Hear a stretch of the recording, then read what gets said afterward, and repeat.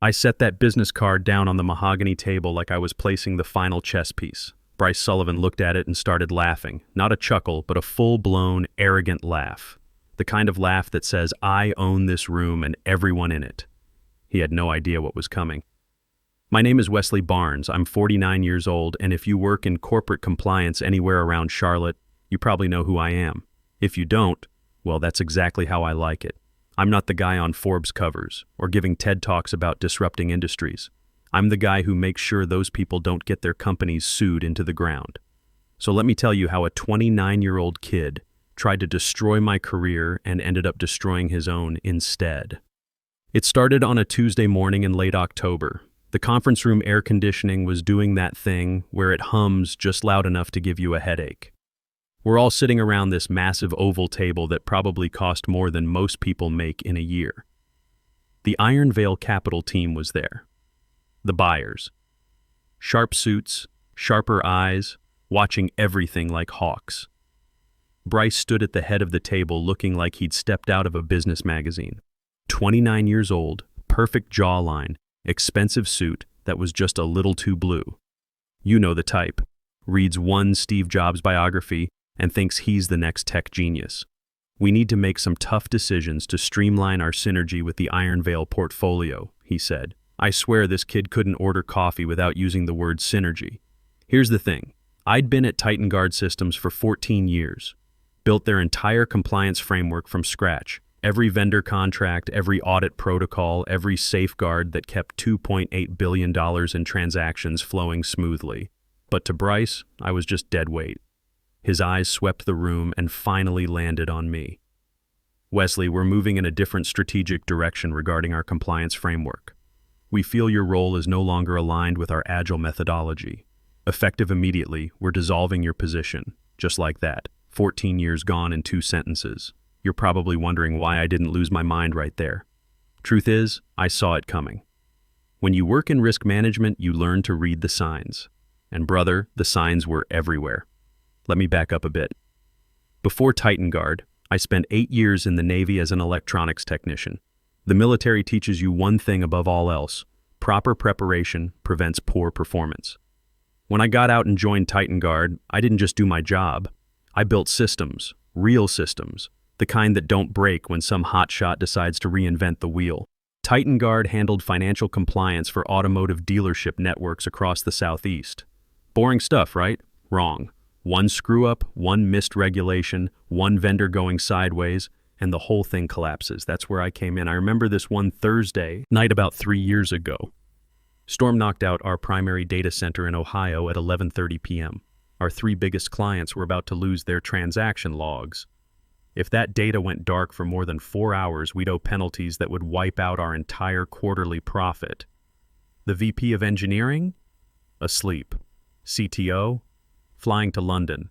There was just me and my phone. I called Garrett Walsh, who ran a backup server farm in Virginia. Garrett and I had never met face to face, but I'd approved his vendor contract years earlier and treated him right during every audit. Within 20 minutes, we had traffic rerouted through his servers.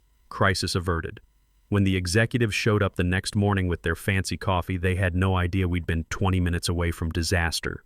That's how it works in my business. The best day is when nothing happens. But here's where things started going wrong. Our founder, the guy who actually understood this business, announced his retirement. Health issues. No transition plan. Just packed a box and walked out. The board panicked. They started talking about pivoting and reimagining the workspace. That's corporate speak for we have no idea what we're doing, but we're going to do it loudly. Enter Iron Veil Capital. Private equity firm with a reputation for buying companies, stripping them down, and flipping them for profit. They smelled blood in the water after our founder left. The board decided they needed fresh leadership. Someone young, energetic, who could speak Silicon Valley even though we were in North Carolina. Someone who looked like the future. That someone was Bryce Sullivan. Here's what they didn't put in the press release. Bryce was the nephew of our biggest shareholder, had an MBA from some fancy school and 3 years running a startup that failed. But it failed in the right way, apparently. The kind of failure that gets written up as disruptive innovation instead of complete disaster. He showed up on a Tuesday wearing white leather sneakers that looked like they'd never touched actual pavement. Instead of a staff meeting, he called an all-hands ideation session. I stood in the back watching this kid pace around with a wireless microphone like he was hosting a game show. "We're not here to maintain the status quo," he announced.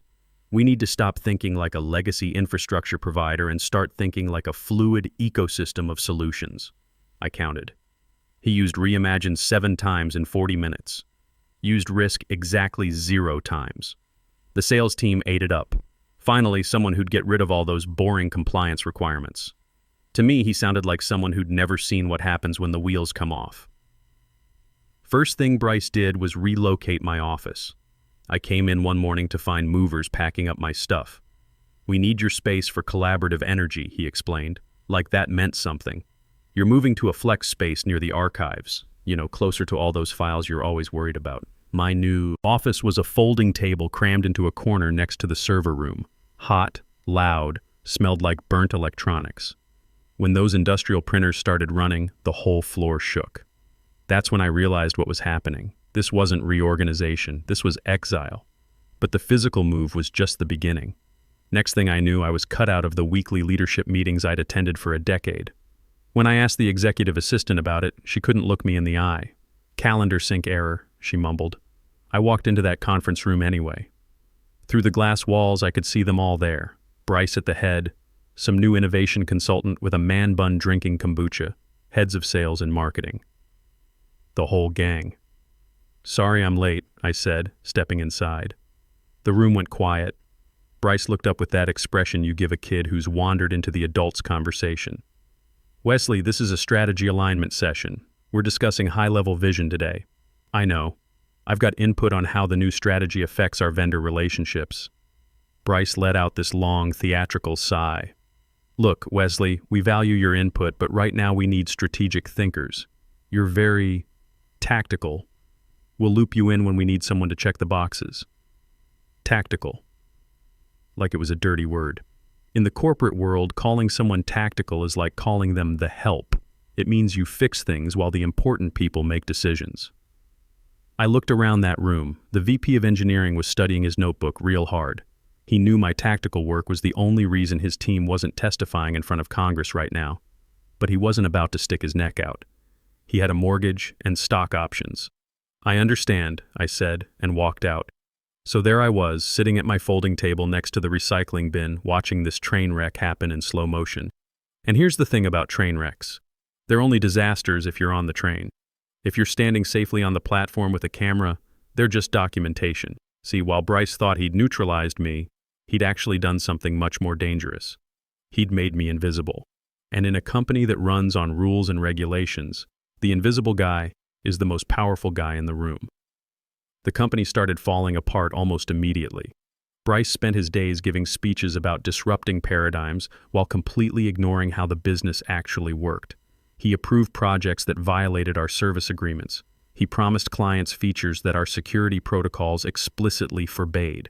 But here's what he didn't count on. The people who actually did the work started coming to me. Started as a trickle, then became a flood. A junior developer showed up at my exile corner looking nervous. "Hey Wesley, Bryce wants us to bypass the encryption check to speed up the login demo. Is that okay? If she did that, we'd violate federal banking regulations instantly." "No," I told her. "Tell him it's a database latency issue. Route it through the secondary firewall. Adds 40 milliseconds but keeps us legal." You should have seen the relief on her face. "Thank you." Then came the account managers, the payroll team, the vendor relations people. My little corner became like a shadow command center. Bryce was up in his glass office playing CEO, but I was the one actually keeping the lights on.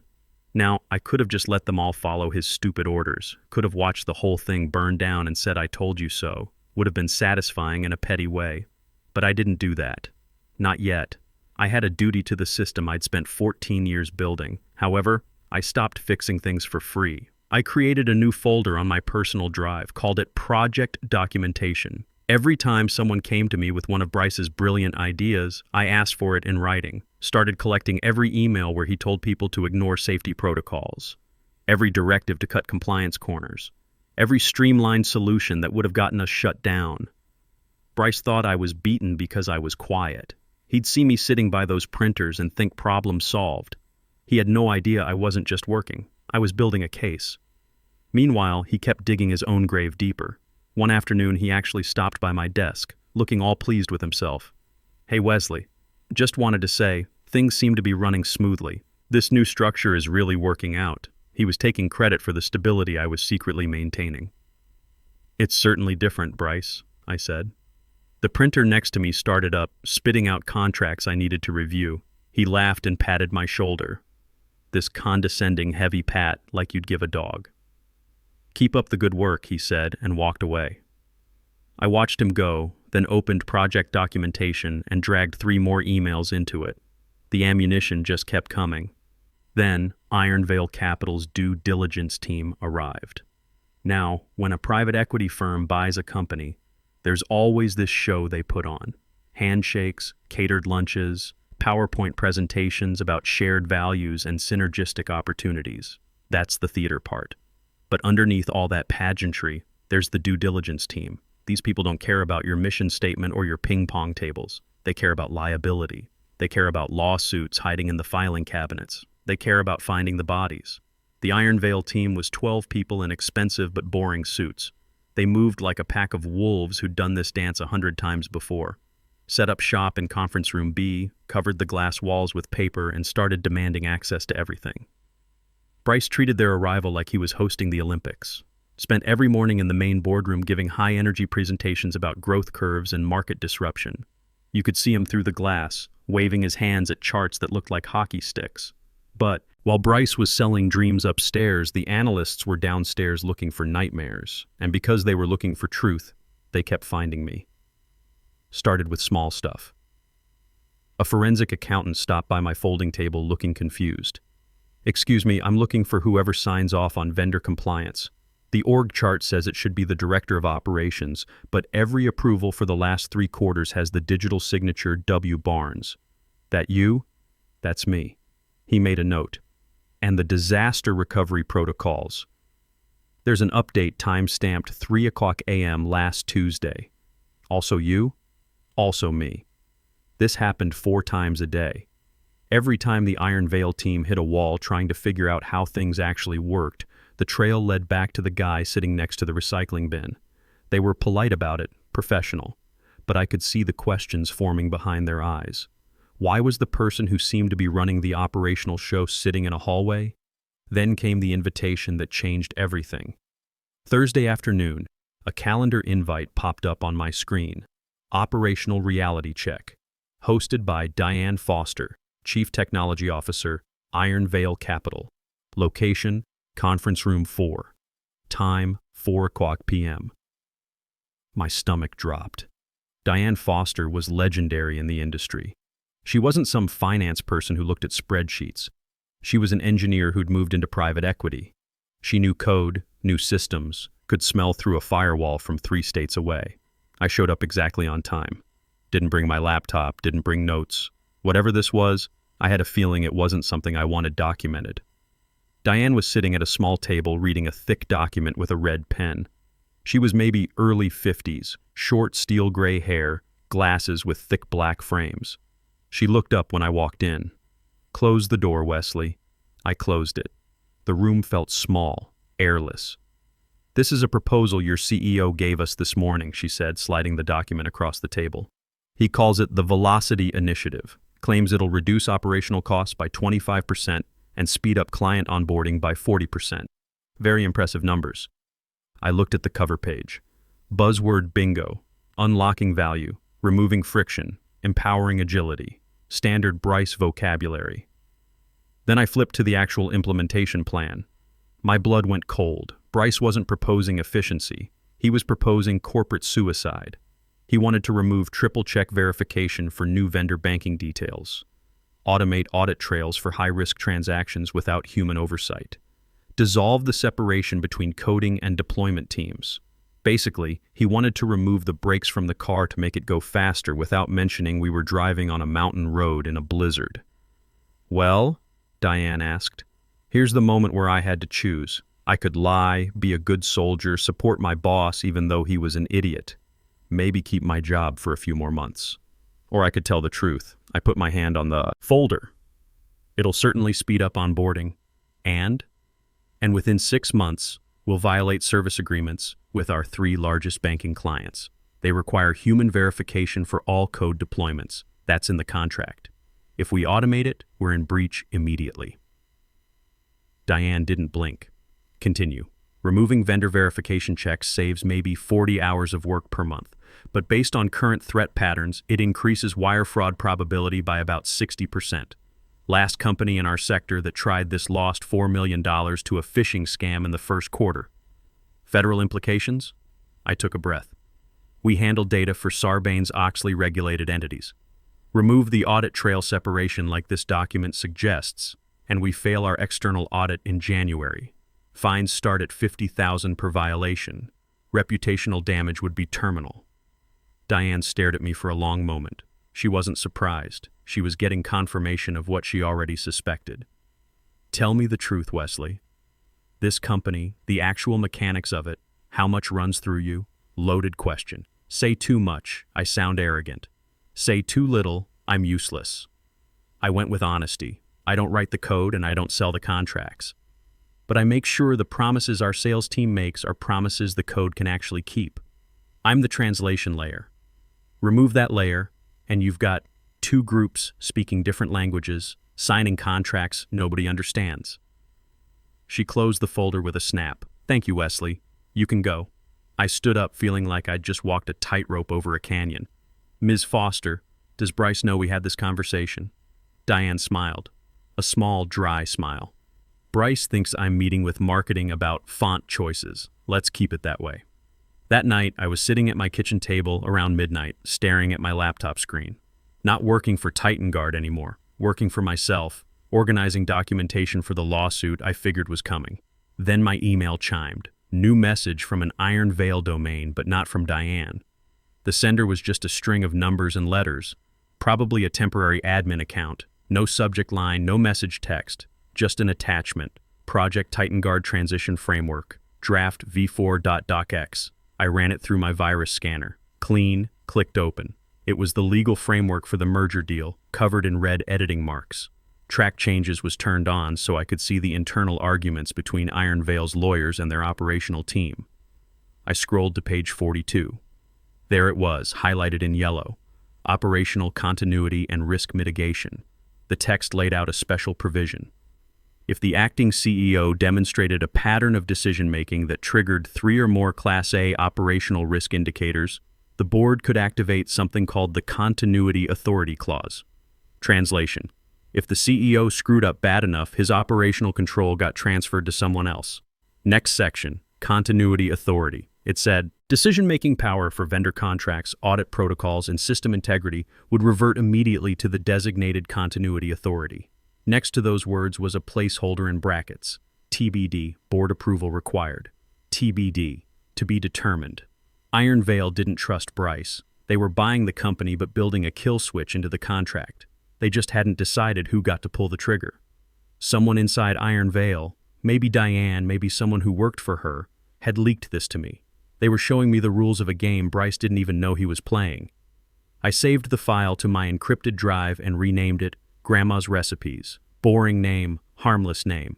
No investigator looks twice at recipe files. The next morning, Bryce was in full panic mode. Pacing around the office, phone glued to his ear, gesturing wildly. He looked like a man who could feel the walls closing in and decided the solution was to break something. At 10 a.m., he found his target. He sent an email to our biggest data storage vendor, Nexus Systems. Nexus held the keys to our archival data. If they cut us off, we'd violate federal record-keeping laws within 24 hours. My personal cell rang. Russell Norton, account manager at Nexus. Wesley, what's happening over there? Russell sounded like he was hyperventilating. Slow down, Russell, what's wrong? Your CEO just demanded a 35% retroactive discount on our contract. Says he's got market data proving we're overcharging. Wesley. He attached a screenshot from a budget cloud provider that went bankrupt 2 years ago. Classic Bryce. Google cheap data storage, used the first result to bully a strategic partner. He says if we don't agree by end of day, he's terminating for cause, Russell continued. Wesley, if he cancels, our system auto-initiates data purge in 48 hours. That's protocol, I can't stop it.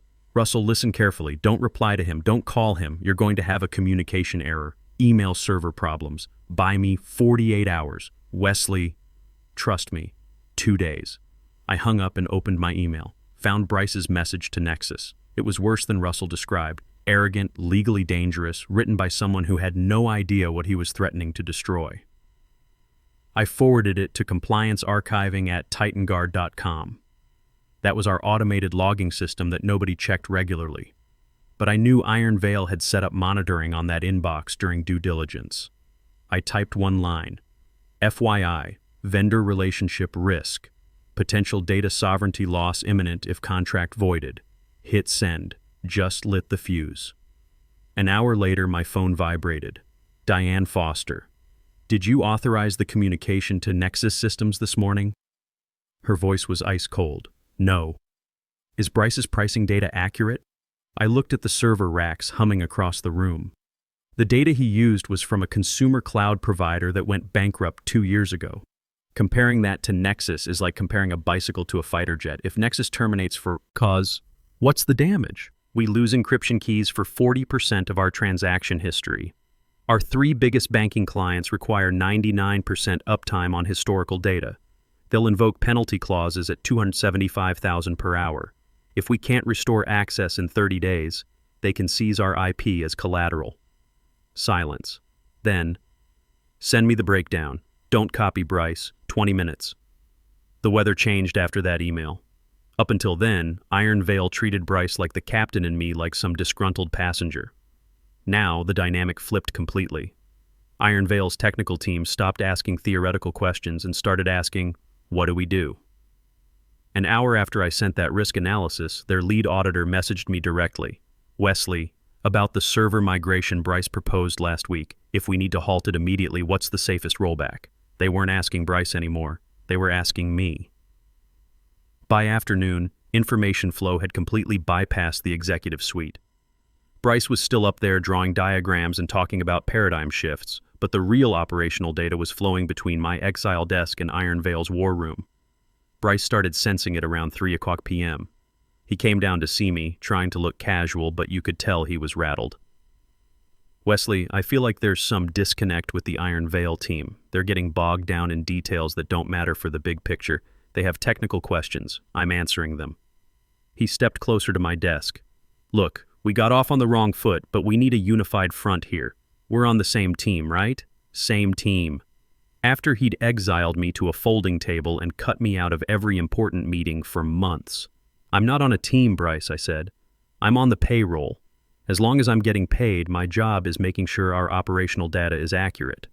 That sounds pretty rigid. It's not rigid, it's factual. If the bridge is out, I can't tell the driver the road is clear just because he wants to get home faster. Bryce stared at me with genuine dislike for the first time. Just be careful, Wesley. Iron Veil is buying the vision. Don't make yourself an obstacle. Obstacles get removed.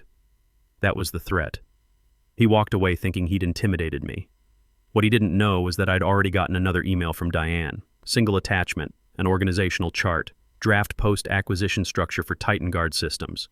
I opened it and scanned the boxes, found the CEO position, completely blank. Bryce Sullivan's name was nowhere on that chart. Then I found something else. A box connected directly to the board of directors, chief risk and compliance officer. Inside that box, in gray text like a whisper waiting to become a shout, Wesley Barnes. This wasn't a job offer. This was a verdict. Iron Veil wasn't just buying the company. They were decapitating it. And they were handing me the sword. Thursday morning, Bryce decided to go nuclear. He called an emergency meeting with Iron Veil to present his right-sizing initiative, corporate speak for mass layoffs. He wanted to fire 9 people, including Andre Coleman, our 61-year-old database administrator who was the only person alive who understood the legacy banking code. Diane called me at 8:30 a.m. Check your email. Bryce's spreadsheet was titled Reduction in Force, Phase 1. I looked at the names. These weren't random cuts. These were the people who actually kept the company running. Do you approve this list? Diane asked. Absolutely not. If you fire Andre Coleman, we lose sync with Bank of America's gateway in 10 days. That code exists in his head, nowhere else. Fire the key management specialist, and we violate our ISO certification immediately. Fire the vendor dispute guy, and 3 suppressed lawsuits go active. Send me the analysis. Don't copy Bryce. I worked for 90 minutes straight, calculating the real cost of each firing. When I was done, I had a 6-page document showing that Bryce's cost-saving measure would expose us to $3.1 million in immediate penalties. At 2:30 p.m., the email arrived. From Iron Veil's legal counsel to Bryce, copying the entire executive team. I was BCC'd. Effective immediately, all personnel changes are suspended pending operational review. This directive supersedes previous approvals. I watched through the glass walls as Bryce read that email. His face went pale. He picked up his phone, probably calling his uncle. Slammed it down a minute later. He came storming out of his office, scanning the floor like a hunter looking for prey. His eyes landed on me. "Did you see the legal email?" His voice was tight. "Looks like they want to review the staffing strategy. They were ready to approve everything this morning. Then suddenly, they lock it down. Why do you think that happened?" I met his stare. Maybe they figured out the cost of the funeral was higher than the cost of the medicine. Friday morning was the final showdown. The fog was so thick you couldn't see the top of our building. I got there early and found Bryce already in the office, wearing a new charcoal suit and a platinum watch. He looked like a man who thought he was about to win big. At 9:00 a.m., Iron Veil's full team arrived. Not just Diane this time, the whole executive squad, including their chief operating officer.